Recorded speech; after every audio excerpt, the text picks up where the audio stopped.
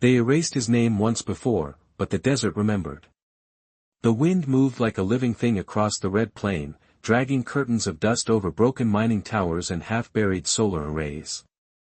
Daniel Hayes lay on his back beneath a fractured supply rig, staring up at a sky the color of rusted iron. His visor display flickered in the corner of his vision. Oxygen, 12%. The numbers pulsed in slow, patient intervals, as if they had all the time in the universe. He didn't. The storm rolling in from the western ridge was already swallowing the horizon, a wall of copper haze stretching for miles. Back at the settlement, they would have sealed the airlocks by now. Out here, 15 miles from base, there was only what he carried on his back and what he was willing to lose. He rolled onto his side, joints in his exosuit whining softly, and checked the auxiliary tank clipped to his harness. 1 cylinder. 20 minutes, maybe 25 if he kept his breathing shallow. Enough to reach the rover if it hadn't been buried. Not enough for mistakes. Static crackled through his comms, empty channels, automated warnings looping about atmospheric toxicity levels measured in parts per million that would liquefy unprotected lungs in under 60 seconds. He pushed himself upright, boots sinking 2 inches into powder-fine dust, and that was when the scanner on his wrist vibrated. Biosign detected. Weak. Irregular. Not human. He frowned at the readout, assuming interference from the storm front, but the signal pulsed again, faint and stubborn, about 40 yards east near a collapsed transport crate. Daniel hesitated. 12%. He did the math without meaning to. If it was a false reading, he'd waste precious minutes. If it wasn't, someone, or something, was suffocating alone in a storm no rescue crew would enter. He started walking. Each step felt heavier as the wind strengthened, grains of dust rattling against his visor like dry hail. The crate had split open on impact, its alloy ribs twisted like bent fingers. Half buried beside it was a figure in dark armor, sleek and unfamiliar, the surface etched with symbols he'd only ever seen on battlefield footage years ago.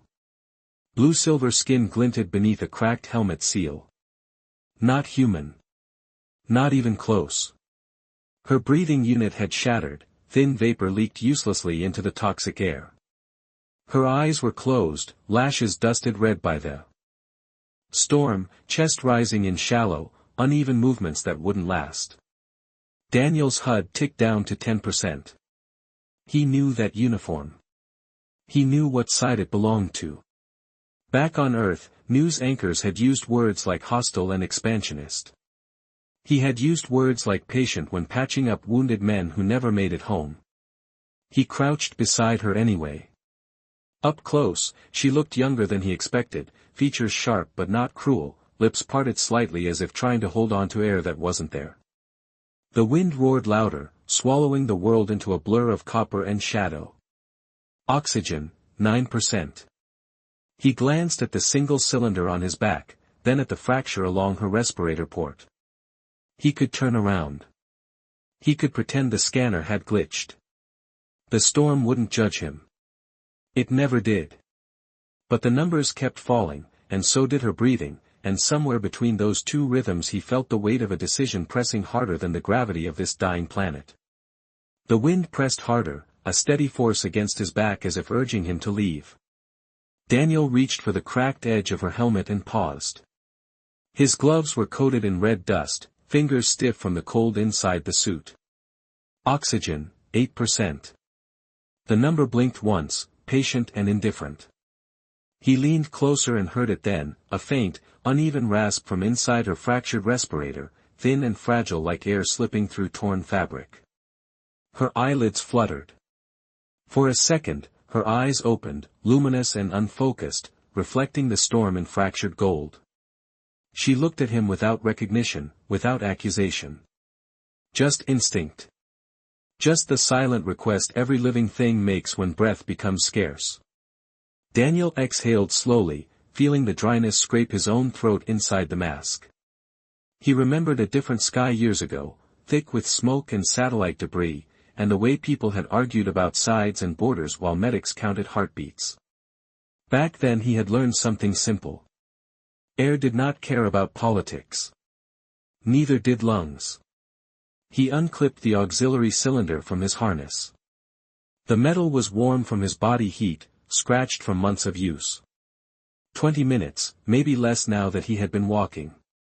He ran a quick compatibility scan across her suit port. The display threw warnings about foreign interface, unknown architecture, possible pressure mismatch. He ignored the advisory tone and overrode it manually, fingers moving from habit rather than certainty. Oxygen, 7%. The storm howled louder, dust sweeping over them in thick sheets that reduced the world to a narrow circle of visibility. He braced one knee in the sand and pressed the cylinder against the fractured intake valve. The seals did not align cleanly. He adjusted, rotated, pressed harder until the connector caught with a dull metallic click. For half a second nothing happened. Then the gauge on the tank dipped and a thin hiss filled the space between them. Her chest rose deeper this time. Not much. Just enough to be noticeable. Daniel felt his own pulse slow as he watched the regulator stabilize. Oxygen, 6%. He was feeding her air now. Every breath she took shaved seconds from his return trip. Her eyes focused gradually, awareness sliding back into place. She tried to move but he placed a steady hand on her shoulder plate. "Stay still," he said through the external speaker, voice distorted by static. "You need to breathe." The translator in her suit flickered weakly, processing his words with a delay. She stared at him as if recalculating something she had believed her entire life. The wind shifted direction, pushing colder air down the ridge. Visibility dropped to less than 10 feet. His navigation beacon pulsed somewhere behind him, 15 miles of open terrain away. Oxygen, 5%. The number felt heavier now, like a countdown echoing in his bones.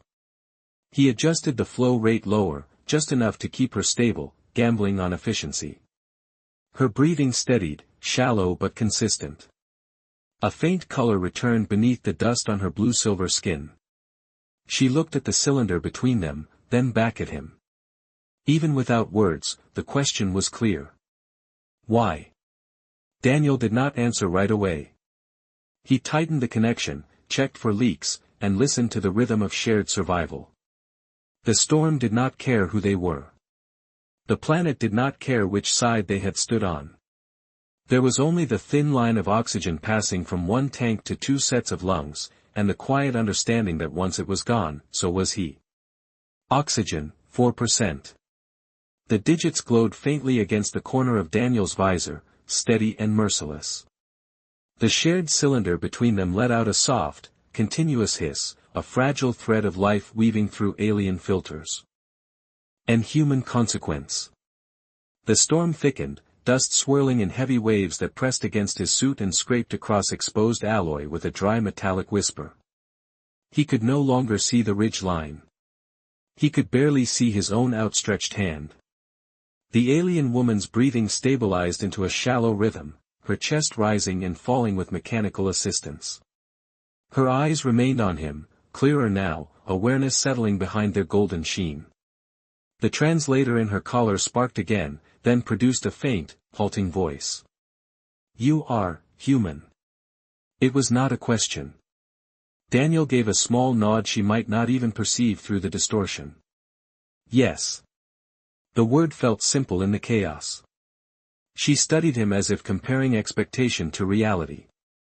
Her gaze drifted briefly to the emblem on his sleeve, worn from years of service, then back to the oxygen line feeding into her cracked respirator. "This unit," she said slowly, "was calibrated for one."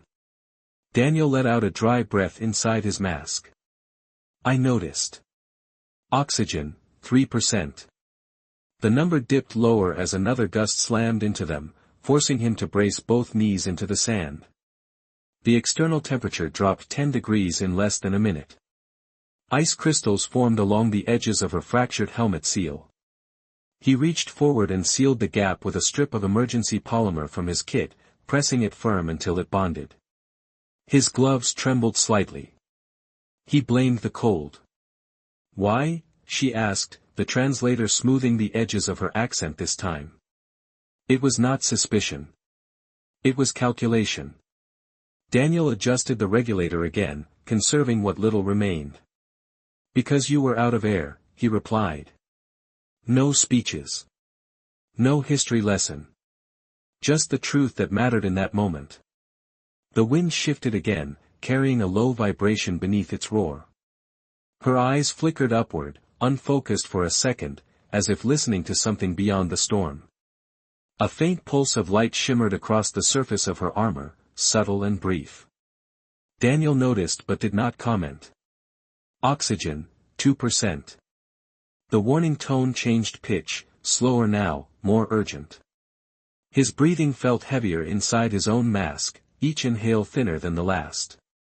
He calculated distance again. 15 miles to base. Zero chance on foot in this visibility. He could try to drag her toward the collapsed crate for partial cover, but even that would cost him minutes. He did not have. She turned her head slightly toward the sound of the wind, then back to him. If you disconnect, she said carefully, you may survive. The logic was clean. The math undeniable. Daniel looked at the thin line running from his last cylinder into her suit. The metal was scratched, ordinary, nothing heroic about it. He tightened the coupling instead. Not today, he said quietly. Oxygen, 1%. The storm roared above them like a living sky, and beneath it, two different species shared the same dwindling supply of air, bound not by treaty or command, but by a decision made in the space between one breath and the next. Oxygen, 0%. The warning tone flattened into a single continuous note before cutting out entirely, as if even the suit understood there was nothing left to measure. For a fraction of a second Daniel felt the regulator fight against emptiness, a hollow pull through the line that fed into her respirator. Then the hiss stopped. Silence replaced it, thick and immediate. He inhaled by reflex and tasted only the dry, recycled remnants inside his helmet. The reserve in his internal system would last seconds, not minutes. The storm pressed closer, sand sliding over his shoulders in thin sheets, tapping against his visor like impatient fingers. Across from him, the alien woman's eyes widened as the flow ceased. She looked down at the connector between them, then back at him, realization dawning with quiet precision. Her suit emitted a soft chime, not an alarm but something deeper, a tonal pulse that vibrated through the ground beneath them. Daniel barely noticed. His vision had begun to narrow at the edges, the world fading into a tunnel of copper light and drifting dust. He leaned forward, bracing one hand in the sand to steady himself. The polymer seal he had pressed against her helmet held firm. Frost traced delicate patterns along its edge. She drew in one more assisted breath from whatever minimal reserve her own damaged system had regained, and this time the inhale sounded stronger. Not full. But enough. Daniel's heartbeat thudded heavily in his ears, each pulse louder than the storm. He tried to focus on something steady, something ordinary. The weight of the empty cylinder in his hand. The rough texture of sand grinding against reinforced fabric. The faint reflection of his own visor in her luminous eyes. The vibration beneath them intensified, spreading outward in concentric waves. A distant glow flickered through the storm clouds above, pale at first, then sharper, cutting through the dust like a blade of white light. The wind shifted abruptly, no longer random but displaced, forced aside by something descending through the atmosphere. Daniel blinked slowly. He recognized the pattern from old briefings, from satellite feeds he had once studied without emotion. Not a mining vessel. Not human. The alien woman's armor responded to the approaching presence, thin lines of light tracing across its surface in geometric patterns. She lifted a trembling hand and pressed two fingers against a small embedded node at her collar. The tonal pulse beneath them synchronized with the glow in the sky. A beacon. She had activated it while he was watching her breathe. Daniel swayed slightly where he knelt. His suit attempted to compensate, tightening around his chest, rationing what little remained. The sky above fractured into layered silhouettes as a massive shape took form beyond the storm curtain. Engines hummed at a frequency too low to be heard clearly, more felt than perceived, vibrating through bone and sand alike. The wind that had tried to bury them moments ago now curved outward, parted by an unseen barrier field. The alien woman shifted her gaze from the descending light back to Daniel. In her eyes there was no calculation now. No analysis. Only something quieter. Recognition. He had given her air when logic said not to. And now the sky itself was answering. The descending light grew brighter until the storm itself seemed to bend around it, dust spiraling outward in widening rings as if the sky had placed a hand over the desert and pressed down gently. Daniel's vision flickered at the edges, black creeping inward with every shallow breath his suit tried to manufacture from nothing. The internal reserve was gone. His lungs strained against air that no longer refreshed itself. He remained kneeling because standing felt impossible, one gloved hand still resting against the sand beside her shoulder as though balance alone required contact. The massive silhouette above resolved into structure, layered hull plates glowing faintly through the haze, engines humming with restrained power. It did not descend violently. It hovered, steady and deliberate, as if aware of the fragility below. A column of pale light formed between the vessel and the ground, not blinding but precise, enclosing them in a cylindrical veil that pushed the storm back another few feet. The wind howled outside that boundary, yet inside there was sudden stillness, dust falling in slow motion like red snow. The alien woman drew in a fuller breath now, her suit drawing from internal reserves that had stabilized since the oxygen transfer. Lines of light coursed across her armor again, brighter this time, responding to the ship above. She shifted closer to Daniel, one steadying hand catching his arm before he tipped forward. Even through reinforced gloves he felt the difference in temperature, her skin cooler than his suit fabric. The translator activated without delay. "You will not remain here," she said, voice stronger, layered with an authority that had not been present minutes ago. Daniel attempted to answer but the words dissolved into a rasp. His visor display had gone dark, no numbers remained to measure. Only instinct. The column of light intensified slightly and a secondary field wrapped around them both, a subtle distortion in the air that hummed at a frequency deep in his chest. His suit sensors reawakened in response to the foreign energy, briefly projecting external data. Atmospheric toxicity within the field, negligible. Pressure stabilizing. Oxygen content rising to survivable levels. The transition felt unreal. One moment he was drowning in emptiness, the next his lungs expanded fully for the first time since the tank had run dry. He inhaled sharply, the sensation almost painful in its sudden relief. The alien woman kept her hand on his arm until his breathing steadied. Above them, shapes moved within the hovering vessel, silhouettes crossing illuminated panels. Smaller craft detached from its underside, descending silently along the light column. They did not rush. They did not display weapons. Their movements were controlled, precise, as though this rescue had been calculated long before the beacon had ever activated. Daniel lifted his head slowly to look at her.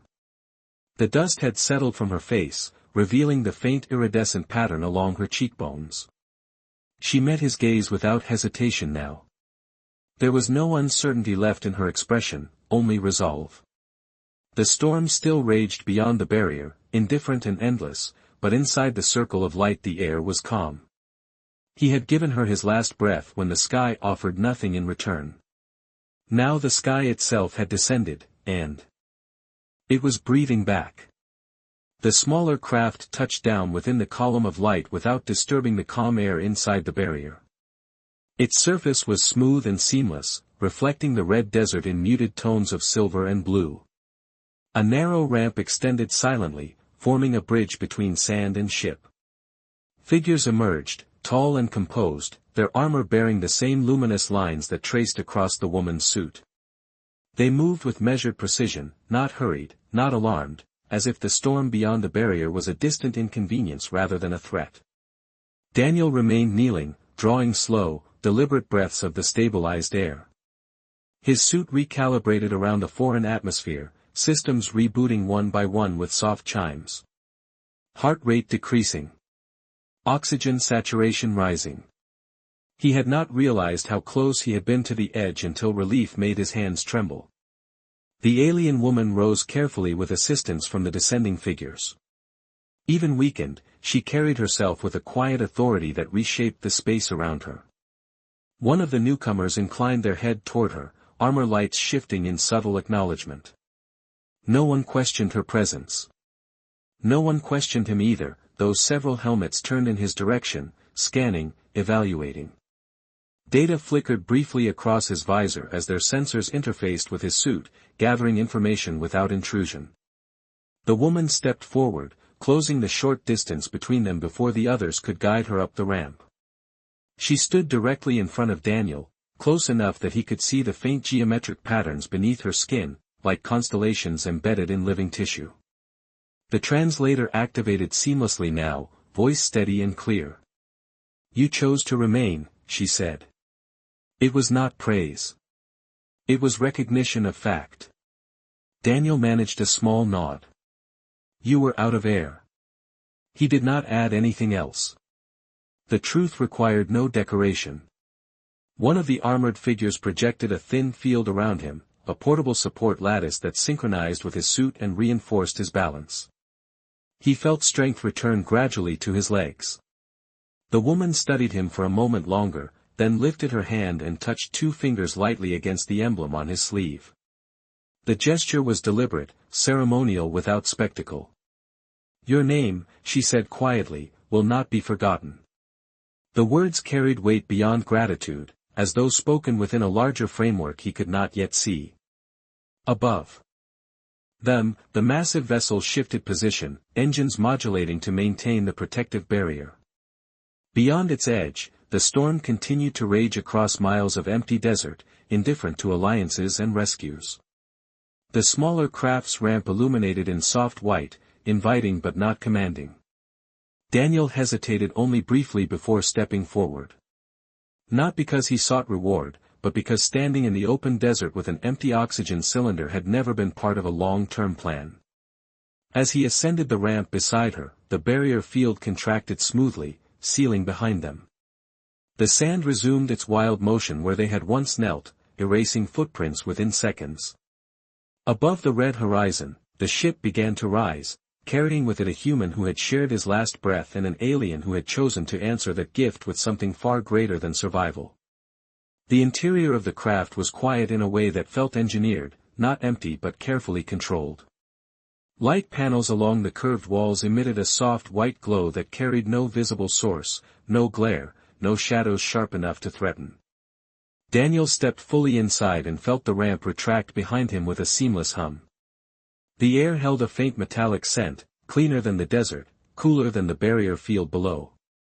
His boots left traces of red dust on a polished floor that seemed almost liquid in its reflection. The armored figures formed a respectful distance around him and the woman, not crowding, not restraining. Transparent interfaces shimmered briefly in midair as they assessed his suit integrity and biometric readings. His visor displays synchronized with their system for a moment, translating symbols into familiar units. Blood oxygen stable. Pulse returning to baseline. No immediate cellular damage. He exhaled slowly, letting his shoulders drop for the first time since the storm had begun. The woman removed what remained of her damaged helmet with deliberate care. Without the fractured shell, her features were clearer, the iridescent lines beneath her blue-silver skin glowing faintly in response to the ambient light. The geometric pattern was not decoration. It pulsed in measured intervals, like a second heartbeat. The others inclined their heads again as she straightened to her full height. In the enclosed corridor she seemed taller than before, presence expanding beyond physical measure. Daniel noticed how the armored figures adjusted their posture subtly when she moved, deferential without exaggeration. This was not simply a rescued officer. This was someone whose survival had altered the atmosphere inside the ship as surely as it had altered the storm outside. She turned to him, eyes steady, translator no longer flickering. "You are Daniel Hayes," she said. It was not a question. Data had already flowed between their systems. He gave a small nod. "That is correct." She studied him for another long moment, as if measuring the distance between his file and the man standing before her. "Your records show disciplinary review for unauthorized aid rendered during prior conflict," she continued evenly. There was no accusation in her tone, only acknowledgement. Daniel felt a faint tightening in his chest, not fear but memory. He had expected that part of his history to follow him anywhere. "I do what I can," he replied. One of the armored figures projected a holographic display into the air beside them. Symbols resolved into recognizable star maps, territorial boundaries shifting in translucent layers. A pulsing indicator marked the desert region they had just left. "Your decision," she said quietly, gesturing toward the map, "has consequences beyond this planet." The massive vessel began to ascend through the upper atmosphere, subtle vibration passing through the deck beneath his feet. Gravity adjusted smoothly, compensating without jolt. Through a narrow observation panel at the far end of the corridor, Daniel saw the red surface shrinking, storm systems spiraling like living patterns across miles of terrain. He had expected transport to a medical bay, perhaps confinement, perhaps interrogation. Instead he stood inside a command corridor of a ship that moved with calm certainty. The woman stepped closer, her voice lowering slightly. "I activated a priority beacon reserved for the highest authority of my people," she said. "Only one individual may authorize such a response." The armored figures bowed their heads more deeply now, a synchronized gesture that needed no translation.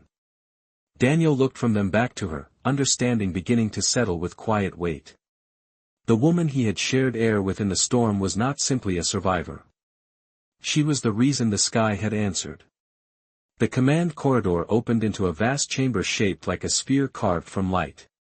Transparent panels curved overhead, revealing a tapestry of stars stretching in every direction, no longer filtered through storm or dust but clear and infinite. The red planet receded below. A shrinking ember against the dark. Daniel stood at the threshold, boots still faintly marked with desert sand, feeling the quiet weight of distance. The armored figures moved to the perimeter of the chamber and formed a silent arc. At the center, a raised platform shimmered into existence beneath the woman's feet as she stepped forward. The subtle lines beneath her blue-silver skin brightened, aligning in symmetrical patterns that mirrored constellations projected across the chamber walls. Daniel felt a shift in the air, not physical. She turned off the broadcast with a subtle motion and the chamber dimmed to a softer glow. Only the real stars remained beyond the transparent panels. "Your name, Daniel Hayes," she said quietly now, no longer amplified, "was flagged within our archives as adversarial." She met his eyes without hesitation. "It will be reclassified as instrumental in preserving peace." Outside the observation panels, distant fleets adjusted their formation, subtle shifts of light across the darkness. The galaxy had been leaning toward conflict. Now it was leaning away. And at the center of that shift stood a man who had given away his last breath without asking who would remember it. The chamber gradually dimmed after the transmission ended, the holographic seals dissolving into faint threads of light that drifted upward and vanished into the curved ceiling. Only the real stars remained beyond the transparent panels, silent and immeasurable. Daniel stood beside her without speaking, hands relaxed at his sides, boots still carrying a memory of red dust that no automated system had yet cleaned away. The vastness outside did not feel triumphant. It felt quiet. Controlled. As if the universe had exhaled and was waiting to see what would happen next. A soft tone sounded somewhere in the chamber, not an alarm but a confirmation. Across distant systems, diplomatic channels reopened. Fleet formations shifted further apart, their trajectories recalculated toward patrol rather than confrontation. Data flowed in invisible streams through space, altering course because one decision in a storm had defied simple arithmetic. The woman turned from the observation panels and faced him without ceremony. Up close, her presence no longer carried only authority. There was something steadier beneath it. Gratitude without spectacle. Our histories will record this day, she said evenly. Not as a battle avoided, but as a moment of choice. Daniel considered that. He had never imagined history as something that paused to notice individual breaths. He had imagined it as something large and impersonal, driven by fleets and policy. I was just trying to keep you alive, he replied. His voice sounded smaller in the vast chamber, but it did not waver. She inclined her head slightly, the gesture precise and sincere. That is precisely why it matters. A section of the transparent wall shifted opacity, projecting a single line of translated text across the stars. His name appeared there, clear and unadorned, followed by a designation that translated roughly to Guardian of Breath. No medals. No ranks. Just a recognition tied to a simple act. Daniel watched the letters hover against the backdrop of distant galaxies. He thought of the empty oxygen cylinder still buried somewhere beneath red sand, already covered by the storm. He thought of the moment he had tightened the coupling instead of disconnecting it. None of it had felt historic. It had felt ordinary. Necessary. The chamber doors opened softly behind them. A pathway illuminated, leading toward quarters prepared for a guest rather than a detainee. The woman stepped aside to allow him to walk first, a subtle reversal of expected hierarchy. He hesitated only a fraction of a second before moving forward. As he passed, she spoke one final time, her voice no longer amplified, no longer transmitted across systems. The stars did not change your name, she said quietly. They remembered it. Daniel did not answer. He did not need to. Outside the vessel, fleets drifted into new patterns of restraint. On a distant red world, the storm continued to erase footprints that no longer needed to remain. And somewhere between one breath and the next, the galaxy had shifted course because a human had chosen to share his air.